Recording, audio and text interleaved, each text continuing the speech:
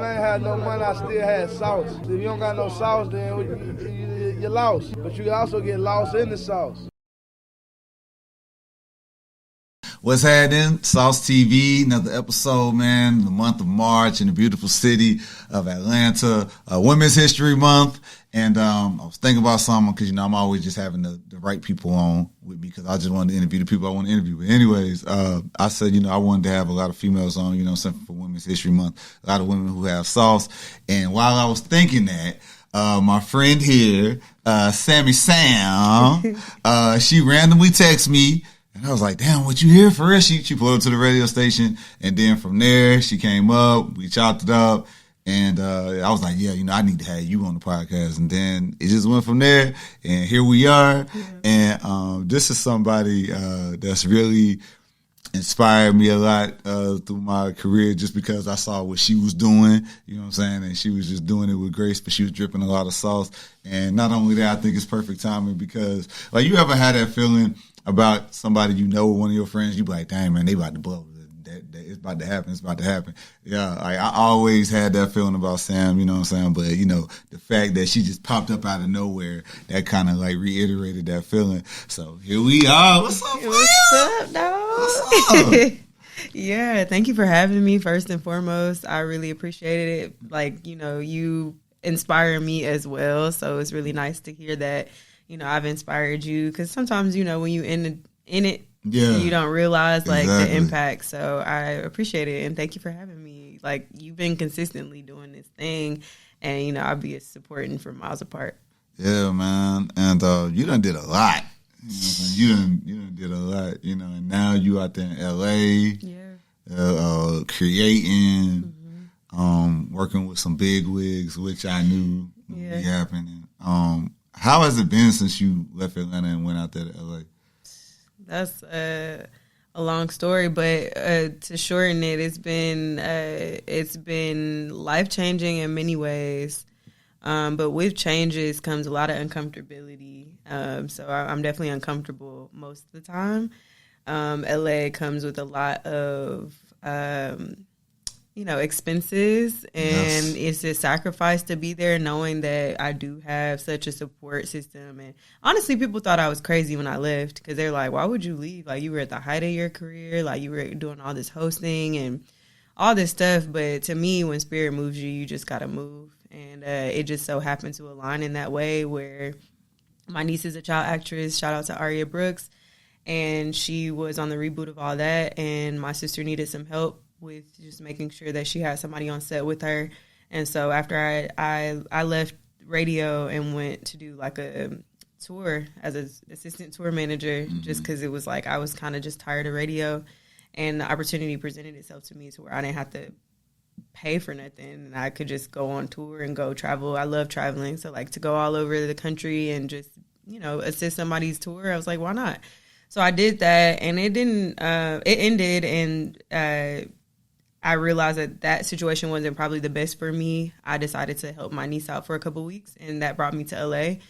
And from there, I was on set again in TV. And I remembered, like, wow, I missed this feeling of being on set, like creating in this way. And so I had been writing a lot while I was on tour too. And I was like, that's the foundation of everything that I've been doing. Even before I got into radio, I was doing a lot of like blogging and stuff. And I was like, you know what? I need to get back into writing. I went to school for TV production. I need to, start really nurturing that gift. Mm-hmm. And again, God really just showed me, like my spirit really moved me to just stay. Because as we all experienced COVID and the pandemic and everything, it was kind of just, everybody was uncertain about everything. It was like, what do I do now? And my niece and my mom were headed back to Atlanta, and they were just looking at me like, so what you gonna do? Mind you, we in a studio apartment. I'm sleeping on an air mattress. Like, it's not as luxurious as it seems on my Instagram or on my social media. And my mom just kind of looked over at me. It's like 7 a.m. She's like, what are you about to do? And I'm like, God wouldn't have brought me back out here for, with 3 months worth of clothing for me to go back to Atlanta right now. I was actually meant to do some experiential marketing for a pretty popular artist. But when the pandemic, it was like the safe at home policy in LA. Mm-hmm. When that happened, it was like, all right, well, obviously that job didn't exist because you would have to be in person. So I was like, I don't know what God has for me, but like, why would you bring me out here with 3 months of clothes? So I'm like, I'm going to just stay. We had the apartment that we were at for the rest of the month. And my sister, shout out to my older sister, she made sure that I was set for another month, or the two of us did. And then I was able to find a place, and it just kept happening that way, where I ended up finding a job, and then I ended up, getting gigs and so on and so forth. And it's just been like opportunity after opportunity to where I am now, actually back in TV and film. I'm an assistant for a pretty big TV exec, and he has a really good deal over at Onyx Collective with Hulu and Disney. And so I've just been working with him as well as doing my own stuff with my own production company. Yes, it's amazing. And I think a lot of people probably asked you, like, why would you leave to go out to LA? Because, that's that big leap that everybody talks about, and everybody can't make that leap. And then, of course, don't nobody want to see nobody broke. So it's like, you sure you want to go out there? You don't want to hear about you living in your car, or sleeping on a bench, or things like that. And even me, like, of course, being in the same industry, I wanted to make a big leap like that, but I was always like, nah, I'm going to go out there because the check there, you know what I'm saying? I ain't just finna, you know what I'm saying? But even when I saw you do it, of course, I had my little, apprehensiveness. I was like, oh my God, I don't, want nothing to happen, but it's also like, I know this about to work, you know what I'm saying? Because, when you see people really take that leap that leap of faith and doing something as major as you did, it was just like, and I remember the last day you was here, you know what I'm saying, walking around saying bye to everybody, and I just knew, I saw that confidence in your eyes, and whatever you was feeling, you could have been feeling unsure in the moment, I didn't feel that, yeah. You know what I'm saying, yeah. and you was doing something I kind of needed to do, yeah. I mean, the thing is, every step that I've made, I've really just relied on my intuition, my discernment, as well as my spirit to move me, because the reality is that you can't make a bad choice. You may reach a fork in the road and it may ask you to go this way or that way, but it don't matter which way you're going to go. It's going to direct you to where you're supposed to go. You know what I mean? It may take you a little longer to get there or a little less time to get there if you make one decision or the other.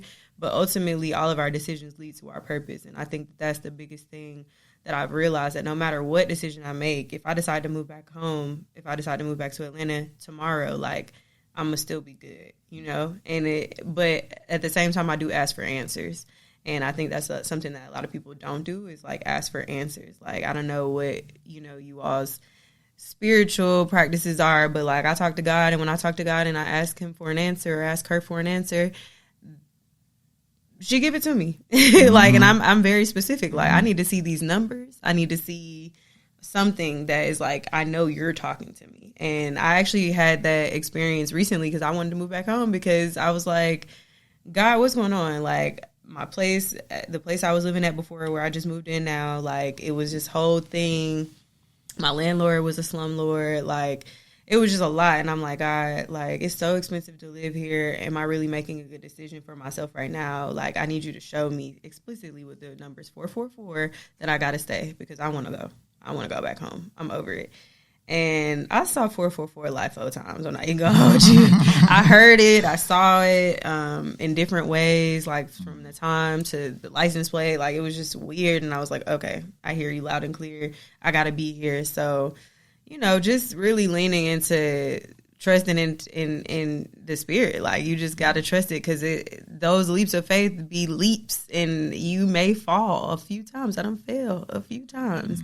Even when it comes to my production company, in producing these films, which I'm sure we'll talk about, but plenty of hardships in that. Yes. With no money, with a shoestring, but not even a shoestring budget. I had no budget at all. Yeah. There was no budget. Absolutely.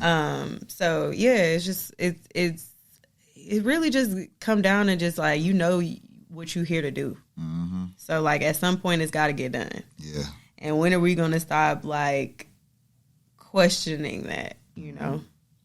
Yeah, I feel that. And just to back to what you were saying, as far as being direct with God, I really had to think about it. And I was like, you know what? I don't really ask for nothing. Like I ask, but I'm not being specific. And sometimes you need to be specific with God because like we all serve a bold God. Mm-hmm. God wants you to come boldly to the throne. Mm-hmm. And like he even says it in the Bible. He says, put me to the test. Mm-hmm. Try me. I got you. You know what I'm saying? I'm going to show you. And just like you said, you know, about asking for direct answers. I don't even ask for answers, you know what I'm saying? I just be like, God, lead me. You know what I'm saying? Work through me, you know what I'm saying? You know, and like even after a while I was like, you know what, man, maybe sometimes I feel like whatever just not happening because I'm just not really just coming to him and just saying, yo, man, I really want this to work, man. You know what I'm saying? And like that's really something that people have to hone in on, but sometimes people could be scared to do that because it's like, because this one thing I know. When you go to God about anything, you be direct, but just know He's gonna put you to the test. Especially if you say that you're willing to do whatever to get that. Man. I know. I had to learn that the hard way, and I never forget when I was really going through it, and I'm like tired. I'm hustling, just going hard, and then I remember one morning coming up here. 5 a.m. Oh my God! Tired, worn out. Don't remind me. And then God was like, "Yo, you remember when you told me back when you was in college that you was willing to do this type of stuff?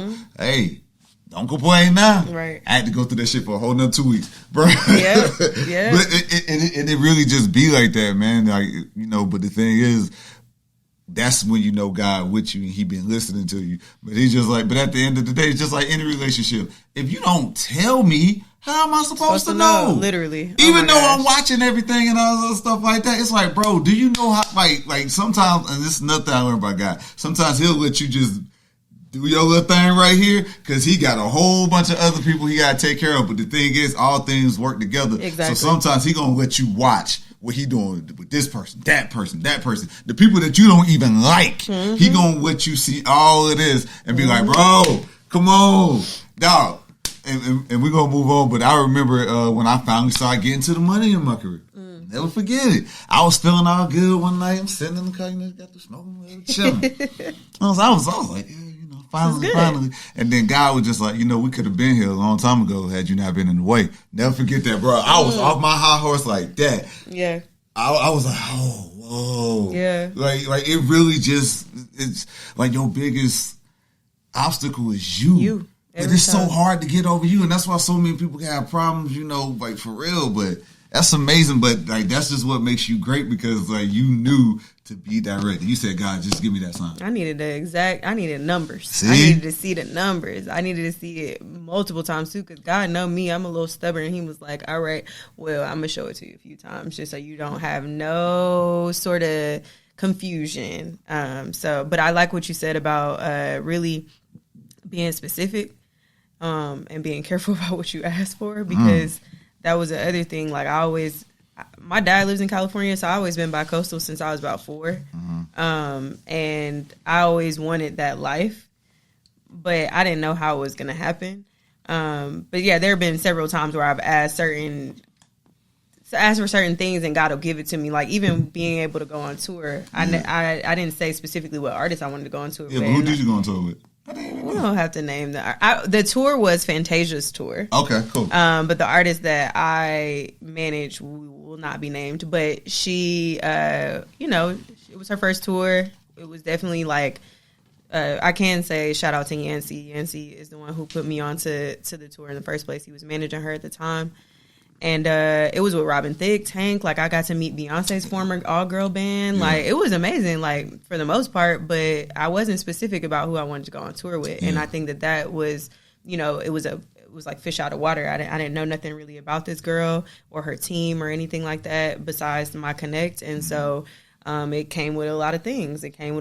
I wasn't specific enough. And but I learned what I needed to learn, and it also pushed me to where I'm going now. And like you said, all things work together. So sometimes when God is working on something else, He might be using you to help that person. You know what I'm saying? I think I was in that position to help her to see things differently, and maybe heard it for me, you know? Yeah. So everything happened the way it should, and I'm grateful for the signs. I'm also grateful for the direction.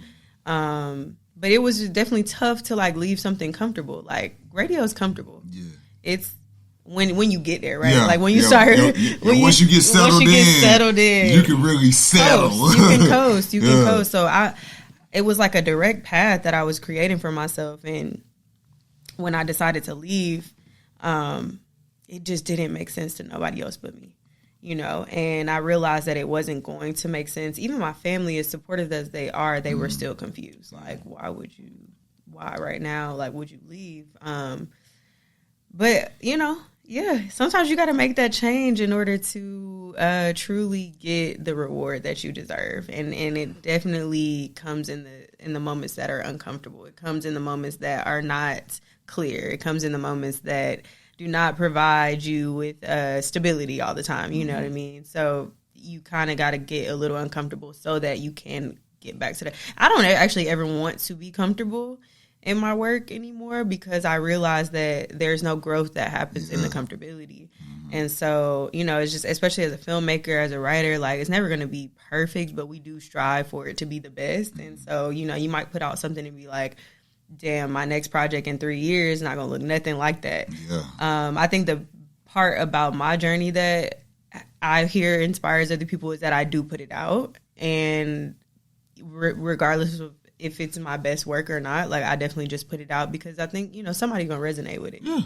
And it's not going to be, the best is yet to come. The best is yet to come. Exactly. But and people got to understand that you can talk about what you're doing all day. It don't matter what it is.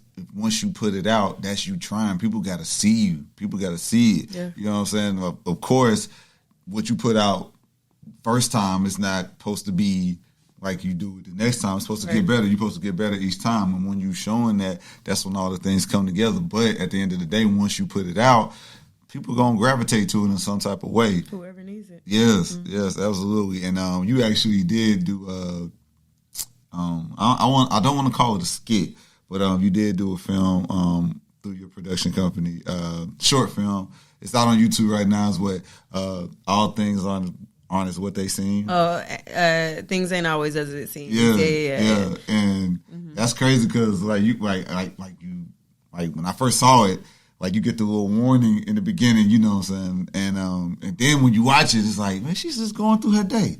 And then it ends with her taking the step off the building. It was just like, wow. You know, but it do be like that. It be like that. Yeah, that was inspired. So what Sturgis talking about is like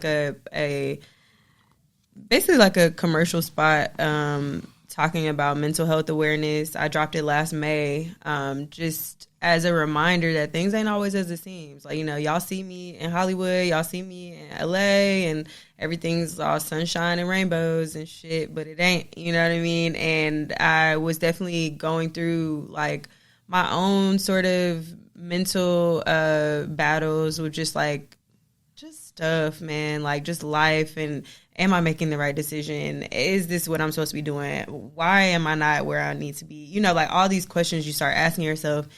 And I was getting frustrated because whenever I would come to Atlanta, people would be like, oh, you Hollywood, or like da-da-da. And I'm like, nigga, y'all don't even know what's really going on for real. And I hated that shit. Like, because I'm so, you know me, like, I'm very like I like to get fly, I like to do the things, but I'm still very, very humble. And I don't really do a lot of like the boasting. That's not my swag. But like, so when I hear stuff like that, it just became like kind of tiring and exhausting. And I just wanted people to see, like, you know, you have no idea. Maybe you should ask like how I'm doing first, or maybe you should ask like how things are going, or if there are ways that you can support me, because that shit ain't it's not as it seems. And so and I realized that about a lot of people who are from California, who are not, who moved there, and a lot of us have the same thing. You know, you see all the glitz and the glam, but when you're actually in it, most of them people are depressed.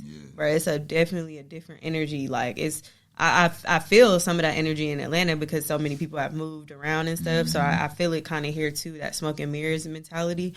But specifically, it's some demon energy out there, and I was seeing and I'm peeping, and I'm like, yeah, I don't know, but we need to bring some light and some life and also some reality to the harsh truth that exists here in LA.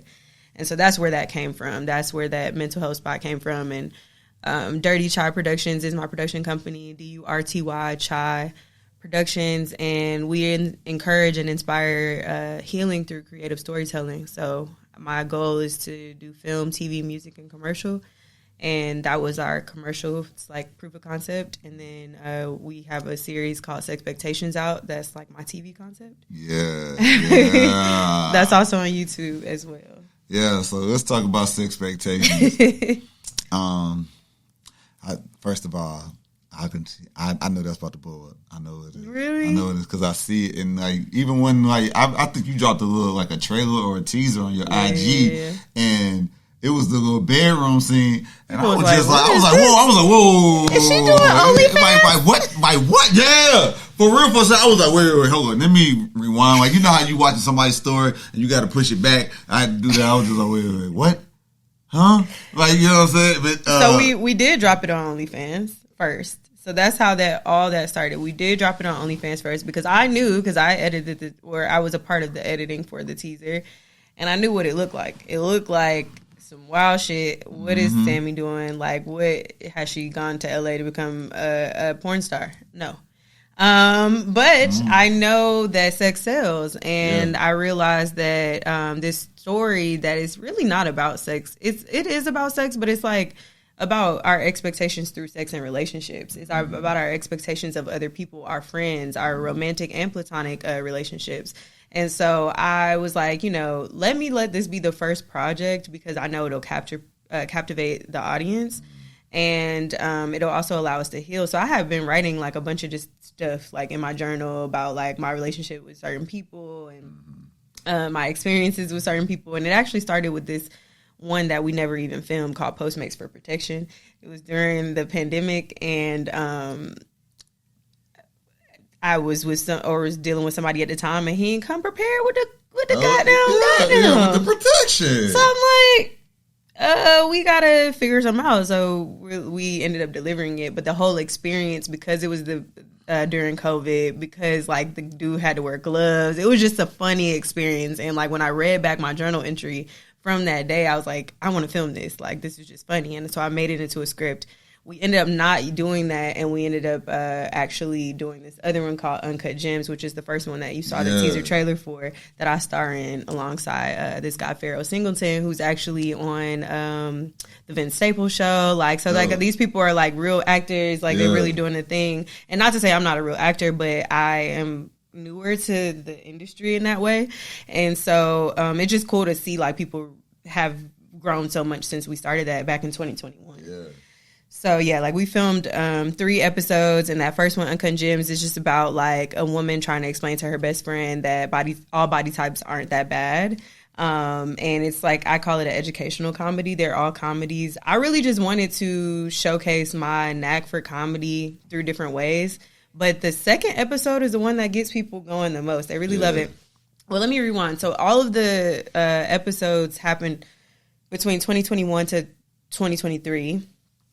And we did a screening for each one of them. So, and they all had their own experience. So the first one, Uncut Gems, we did at Soho House in LA, and it was like a panel conversation alongside the screening. And it's it's literally a less than 3-minute film, because it's meant to be like little short minisodes. And people also looked at me crazy, like, why are you doing something for this 3-minute thing? I was stressing myself out trying to plan this screening in a city that is not mine. But it all came together, and it was so beautiful. And, a lot of people came out to support, and it really showed me that, I have a community there as well.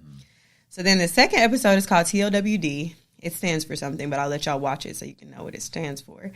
And it's a dark comedy. And I realized that between me and the director, Kayla Virgil, she's actually Atlanta native as well. We both out in LA just trying to make stuff happen. And when I met her at a different screening, I realized, I was like, oh yeah, we got to work together. And she captured my vision perfectly. We did that screening actually with like a sensory experience. So before you even walk into where you were going to watch the film, one of my friends, shout out to Sincere, he allowed us to utilize his loft. And so when you come in, it's like a garage. And when you came in, there were like these different experiences, like whether it was visual, just all your senses were come alive. And the idea was, I curated it alongside this girl named Jenna. That's from California. She's from the Bay. And I was like, yeah, like she had been wanting to do more curation type things and creative direction. I was like, look, I'm trying to make this like a museum almost. Before you even walk in, before you even know what the film is about, I want them to feel like they're being ghosted. They hear it, they see it, they smell it, they sense it, right? And that's what happened. Like, we were able to create this vibe, and then you walk in and you actually get to watch both films. It was 2 out at the time. And people love that one. Like, to this day, they're like, talking about it and like, this is, y'all really got in y'all bag. And I really feel like the reason they loved it is because it's based on a very, very true and scary story that I experienced myself. That I mean, the other ones are like stories that kind of just come from my imagination, but that second one was so real that I think people were like, nah, we could feel this shit was real. And it was also just like dark comedy. I think people like that too. But yeah, and then the last one's called A Happy Ending. It's a rom-com. It's the longest episode. It's about 20-something minutes. I wanted to really be able to produce a full episode. I directed it. We ran into a lot of challenges with that one. We didn't get audio for the first 2 days. It was crazy. And you get, like, not getting audio is nuts. So, like, from doing podcasts to doing films to whatever it is, the audio is one of the most important parts. Absolutely. If not the most important part of the, you can't hear it, then what is it? Absolutely. So, yeah, so that was the third one. We still screened it, and it was actually like a wedding reception because the film ends in a happy ending, that type of happy ending. And we did a wedding reception at the Gathering Spot, actually, in L.A. Oh, dope. In West Adams, yeah. So everything was has been super intentional.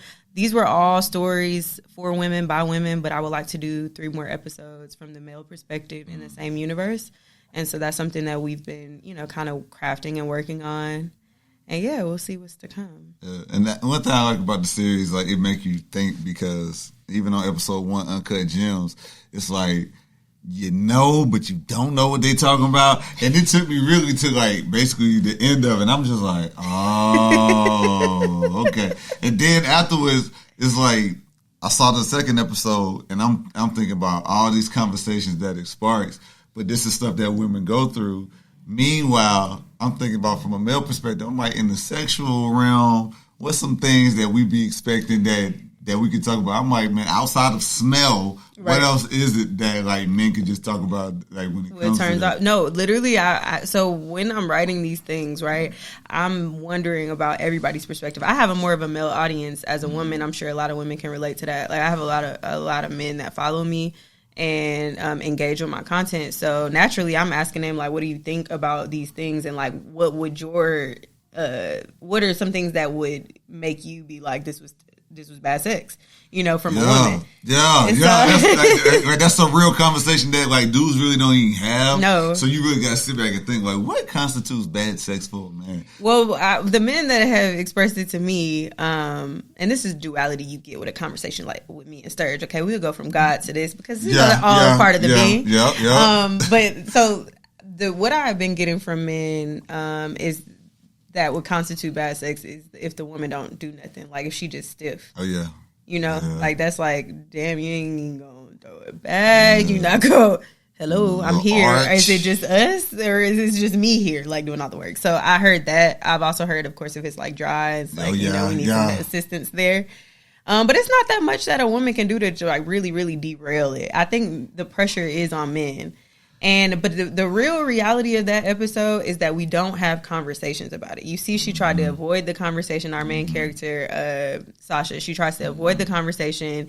She literally ghosted him, essentially, to not, like, engage in, like, what was really wrong. And she liked this man. She loved him. Like, she had already fallen for him before they decided to have sex. And that's what I wanted to focus on for the most part, was just the communication. That's the healing. That's the part that we need to do better about, because, and from experience, I did have, not with this person, but I had another experience with someone else that wasn't pleasant to me, and he could tell something was off. So, I was honest, and I was like, I wasn't really feeling it. And he expressed to me that he was insecure about his body at that point. Mind you, me and this person knew each other for some years. So, you know, of course we've been through like body changes and things are happening, right? And so the fact that he was able to be vulnerable with me and say that, and it made me look at it differently because I'm like, oh, you didn't perform your best because you just weren't really confident. You probably couldn't believe that you were even there with me in the first place, which is another thing that I think. No, to be honest, I don't be giving it up like that. So this person was probably just like almost a little shocked that this was happening. So I had to like really take into account like, okay, there were plenty of things, and the pressure of being a man and having to perform, I can imagine. It's probably a lot. Bro, I ain't gonna lie.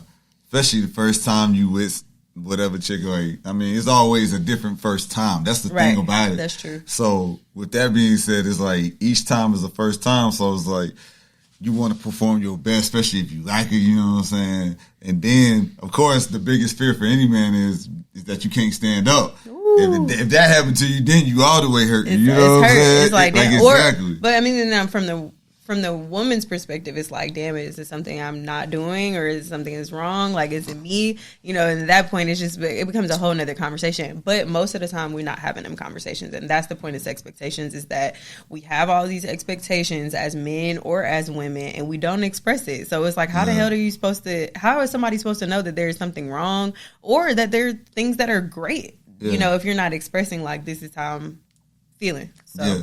But even with that though, because it's like men aren't taught to think that, oh, the woman would question herself a little bit, or like sometimes, or is it me? If you can't stand up, nigga, it's you. Right. Like that's just what it is. You know what I'm saying? So I guess I'm older, so I'm like, I know it ain't just, you know, there could be several factors. I also am an empath, so I'm like, what am I doing? I have to get out of that, but like, what am I doing wrong? What can I do better? What can I do to please you? Like, so I personally will always go to me, like it's a me thing. But in this situation of TLWD, and in this situation, the second situation, it was not me. Like, it was just, they weren't compatible with me. But that's the thing about it, because like it does spark that conversation, you know, because like even with men, you know, like you trying to cover that side of it, just like you said, like not being compatible with a woman. Majority of men are gonna stick their dick in anything, right? You know what I'm saying? Which is the problem. Yeah, which is a big problem. But it's like men don't even think on that level, like, oh, like, you know, like we're just not compatible or anything like that, you know. And sometimes you could be compatible 1 minute, and then down the line you ain't compatible no more, and then the pussy ain't good no more. It is what it is. Yeah, the evolution of the puss. Bro. Yeah.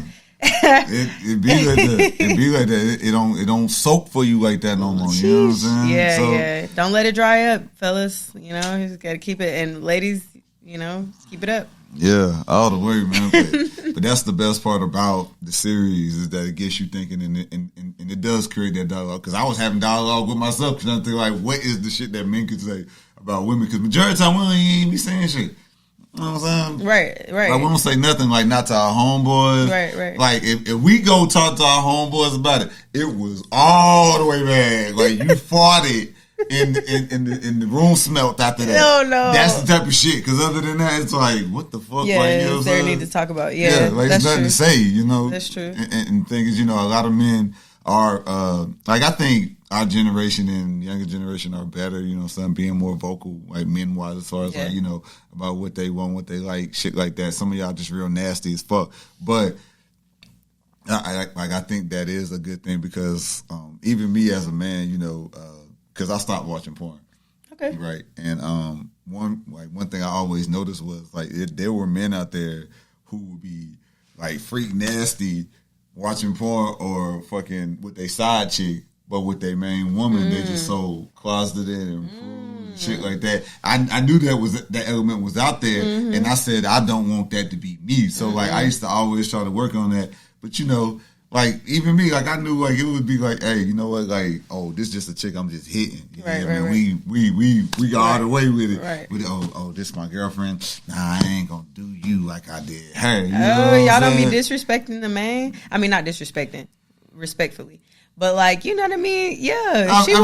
Your main chick wants to be slutted out also. Yeah, exactly. You know, and at that time, I ain't know that. But, you know, at the end of the day, like, you know, like, you start learning. I said, you know, I don't want to be that type of guy. Yeah. You know what I mean? I feel that. And, like, I do think, you know, men should be able to communicate their sexual wants and needs or whatever. But then sometimes, you know, a lot of women ain't gonna be open to some of the shit that do what do. Like real shit, sometimes, ladies, you may have to just go through his search history on his phone and see what kind of porn he watching. Go through his bookmarks on Twitter and just see. Sheesh. Hey, bro. Hey, them bookmarks, bro.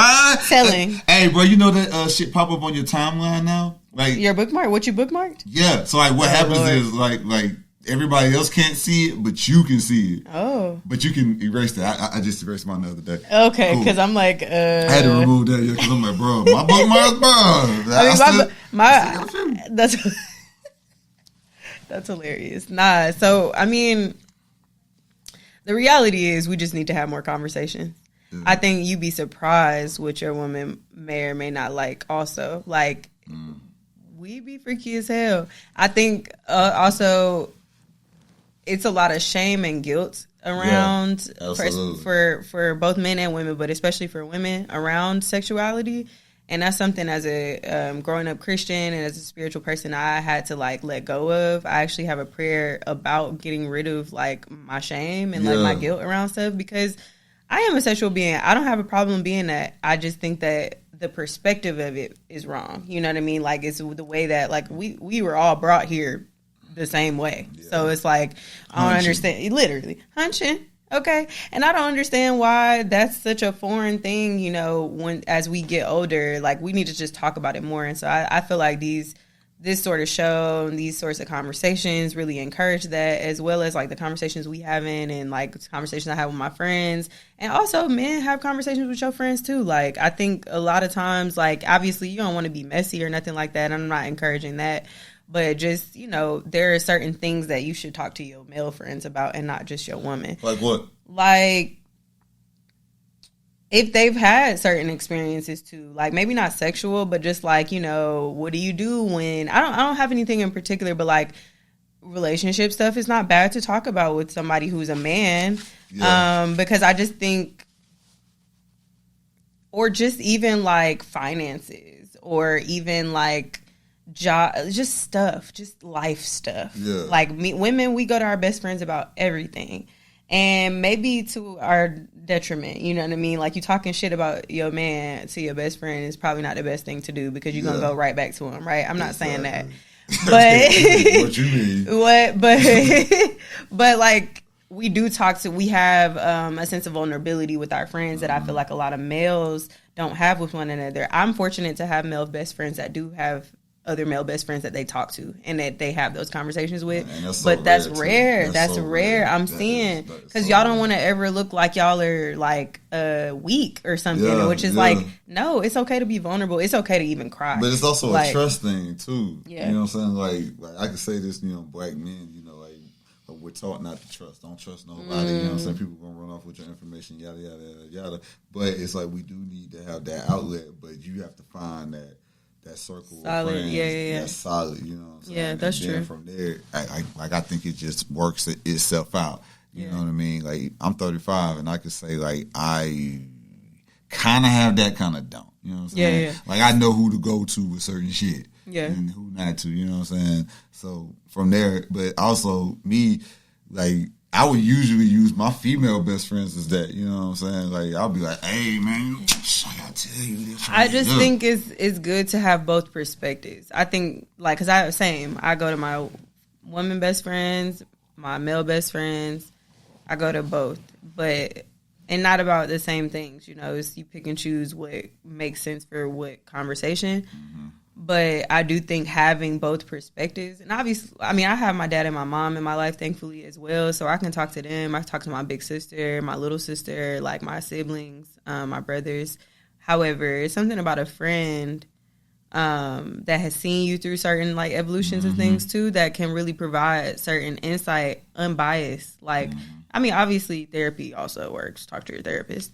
But when you don't have, see, and that's the thing, a lot of people don't even really have a therapist. So it's like sometimes your friends are that support at the time. And I'm not saying to use your friend as a therapist. That's not my suggestion. But I do think that they can provide you with more of an unbiased opinion than your parent or your sibling, who is kind of indebted to you in a way because they're your blood. and they're going to see you in a certain light because you're their blood or they birthed you. But like your friend, they know what it is, and they go, if you have solid friends, that's the other thing. You can't have a bunch of yes men around you either.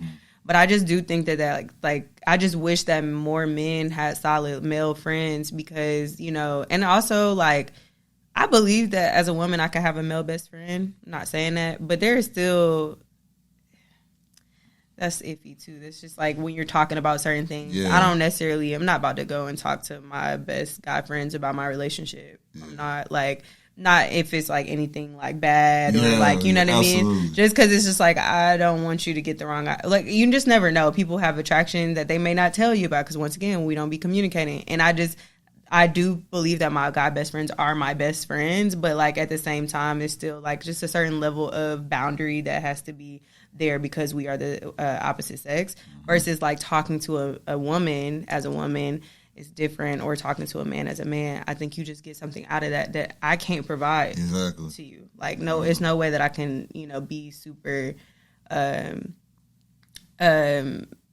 for you in that way. So, yeah. Okay. But also moving along with your production company, I mean, yes. Dirty Shy. Again, make sure y'all go subscribe to the YouTube channel, of course. DURTY, Chai. That's Dirty Chai. Yeah, Dirty Chai. So, like, what's some other projects that you're looking to release? So we have Sexpectations. We got Things Ain't Always As They Seem, the commercial spot.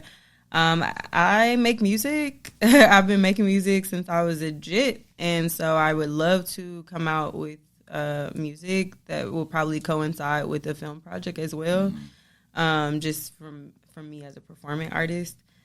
So that's something I've been working on. I have been writing a lot. I've been submitting to a lot of different programs and grants and things like that to get more funding, because that's the other big part of it is like, you know, I have really great vision and I'm able to accomplish it with little to no money, but it would be much better and more professional if I did have a budget, and, you know, then we can go on to submit to certain festivals and things. And I'm still doing that with the projects that I have out, but I just think it would be a greater on a grander scale if I did have the money behind it. So that's where I've been focusing my energy.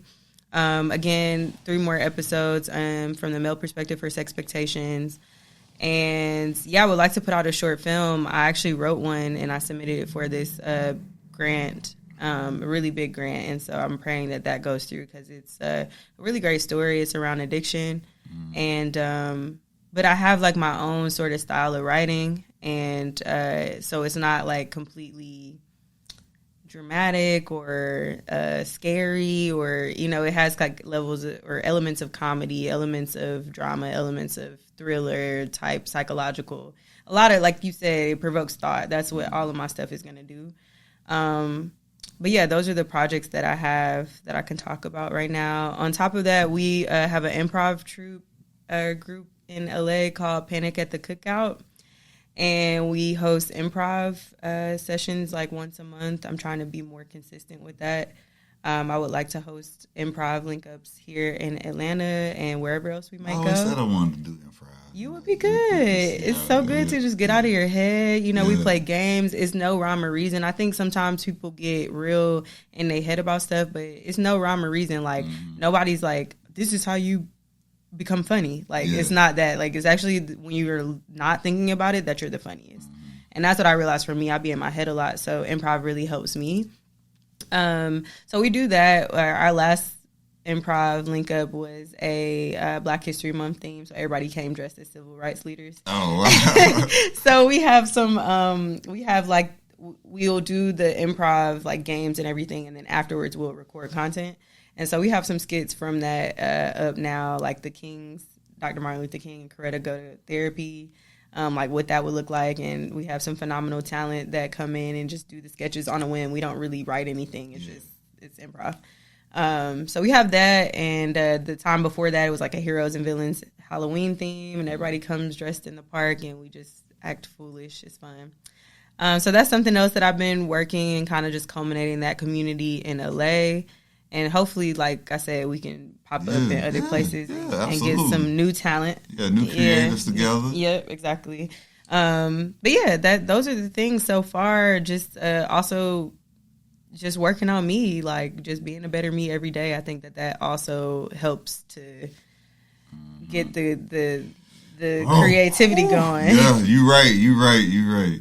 Definitely, man. Yeah. It's amazing, just to hear you talk about all these projects, man. Like you being in film for so long now, because like I just broke into film this year, congrats. and bro, I actually just hit a real snag with it too, man. But I had to work through it though. But I used today to work through it because I had more time, So I said, okay, cool. Look, we're gonna make this work. I got to figure out to still get what I need done, and just being intentional about it, just hitting people up. And it's starting to come back together like it needs to, and like that's just the main point, and like, just like you saying, like having no budget, man. But you would know what, just like you say, listening to God, because legit, I didn't have the money. I didn't even have nobody to film it. But one videographer hit me back finally, said, yeah, I want to do it. I don't have the money. And the voice kept telling me, go ahead and do it. God gonna work it out. And every time it was time to film and pay, I always had it. Something would come up, I had it. And it wasn't even an issue. But then, you know how it is when you put your own money up. When you look back and see how much you done put up, you like, damn, I really gotta do this shit. I gotta get it done now. Because I spent this insane amount of money I don't even have. You know what I'm saying? Now, this may be some chump change to somebody else, but for me I needed this money. I feel you. You know what I'm saying? So imagine. So I'm like, okay, cool. Now I got to get it done, and we just started the editing process last week. Nice. Still got more to do. Yeah. It's been so much going into it, but like even today I thought about it. I say, you know what? For shit to start getting real crazy right when we supposed to do the finishing touches, that means this shit probably going to be bigger than what I ever thought it was going to be. So I said, go ahead. Let's just do it, and like even today, like coming back to the studio today, I'm like, man, I thought of another possibility of how I can do it and when, like, and that's the thing, like as creatives, like to any creative, like it's hard and you trying to get on and you trying to do all these things, but don't forget why you got into it. Just like you're doing right now with your company, you know what I'm saying? This is all stuff that you wanted to do, you know what I'm saying? Right. It may not have been specifically this when you started thinking about it and being inspired to do it, but this is stuff that you've been wanting to do for years. And to any creative, anybody that's in this industry, man, look, the things that got you into the industry, go do that. Because trust me, this shit will let you down. And it will also, like, your love for this shit will be tested. Every time. Heavily. You know what I'm saying? Especially, and it be tested during times that you really need it. You need shit to be easy, and it's getting rough on you. So, with that being said, the industry is getting harder and harder. You know what I'm saying? The budgets are getting smaller. The checks are getting smaller. You got people who starred in major movies talking about how much money they didn't get paid. Taraji P. Henson got paid how much? You know what I'm saying? Like when you hear these stories, but imagine how many people was working on that movie that got paid less than that. Right. And that goes back to what she was saying, the whole smoke and mirrors and stuff. People think that you own and everything good because you're in this certain position, bro. You could be in position and be the lowest paid person in the room. And people do not understand what that's like, but that comes with more than just the money. You know what I'm saying? When you're the lowest paid person in the room. So, to all my creators, go do the things that got you into it because that's the only thing that's going to keep you in the game. Because I'm telling you, you're going to get burnt out. Listen. You got to remember why you started. That purpose and that passion, absolutely. Something else has got to move the needle when the other things aren't. So that's a powerful word. Thank you. I needed that. Yeah, but this is the thing though. Like I just gave you that, but you giving me and other people so many things because again, I saw Sammy. I remember when Sammy was DJing in Edgewood down at Edgewood. Yeah. When she DJ'd at Edgewood, when she had the podcast. And it was 3 on, then it went down to 2. You know what I'm saying? And then even pulling up for the live taping at the apartment. I remember when she was hosting events. I remember when she was doing air tracks trying to get on the radio. I remember when she switched stations. I remember when she was doing I Do Music podcast. I remember when I walked into that studio, matter of fact, I interviewed Capella Gray that night. I walked in and I was like, damn, this is the studio Sammy was in. Everybody in the room stopped what they was doing. They was like, yeah, Sammy. I was just like, yeah, that's my nigga right there. Literally, everybody in the room was like, yeah, Sam. And the crazy part is that podcast basically stopped when she left, and like, it was a great podcast because I learned from it. If it was for people who was trying to get in the music industry on whatever level, I was learning from it. Yeah, I still get, anytime somebody does some amazing things, like Ink, shout out to Ink, she's all over Beyonce, J-Lo, Everybody Project, and anytime somebody do something major, of course, they go back and they Google these people, and then one of my interviews will come up, and I'll get, like, inspiring messages every now and then, like, your interview or your conversation really did da-da-da-da, and I like the way you asked these questions, and certain things have come up, even other opportunities to do, like, voice acting and stuff for other types of podcasts and things like that didn't necessarily come to fruition, but it just shows me that, like, just because you leave one thing don't mean it ever left you. You know what I mean? Like, there's still opportunity to do that. Like, so if you if you are thinking about taking a leap of faith and you feel like it's going to project you into a different direction, just know that the path that you came on is still following right behind you, and it's leading you forward into that next thing. It doesn't mean that I can't come back to radio. It doesn't mean that I can't come back to these things. I already have tangible skills to do these things, and I had to remind myself that, because it's like, I really still very, very much so passionate about the community, very much so passionate about radio and, all of my network that I've created here in Atlanta.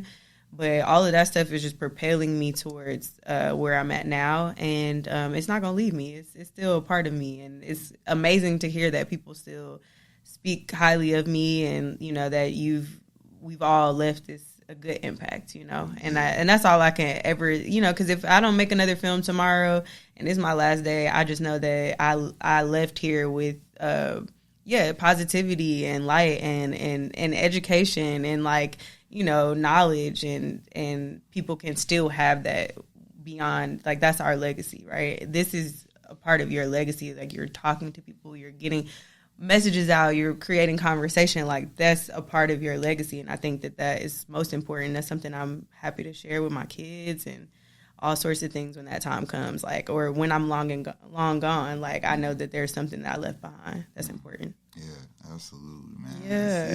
See, that's why I had her on. I'm trying to tell you, it's the one thing about me, I was always able to see who had that sauce.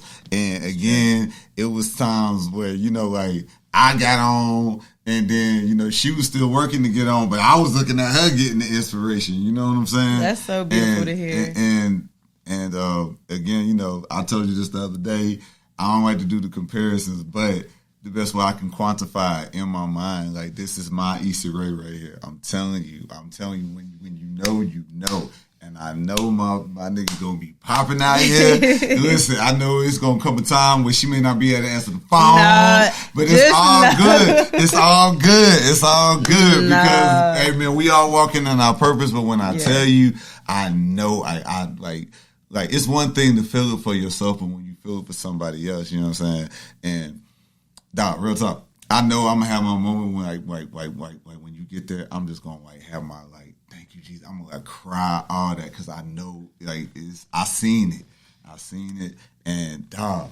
That's why I had to have you on this week, man. For real, man. My nigga Sammy, man. For real. I appreciate you. And I'm going to always pick up when you call. Don't do that. I ain't changed my number since. I ain't blocked you, nothing like that. I wouldn't do that to you. But I really appreciate you for having me on, and you continue to inspire me. And it's really nice to see people that you came up with, like, even though you had already gotten on the radio and all that, and you were like on that track, it was still nice to see like the progression as somebody who was looking to get into that space, and I mean, just see all y'all out here, y'all still doing it and elevating, like between you, Liz, China, everybody, like it's beautiful to see. Man, we blessed out here, man. But our time is now.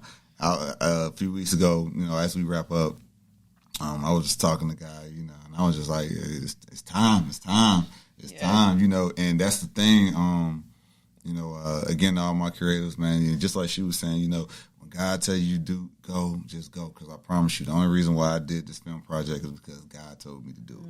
Kids, you and the other things I got working on right now that I'm finna drop soon. Nice. Same thing. Yeah. It was just God telling me, go ahead and do it. Go ahead and do it. Get yourself together. Go ahead and do it, and everything gonna work itself out. You know what I'm saying?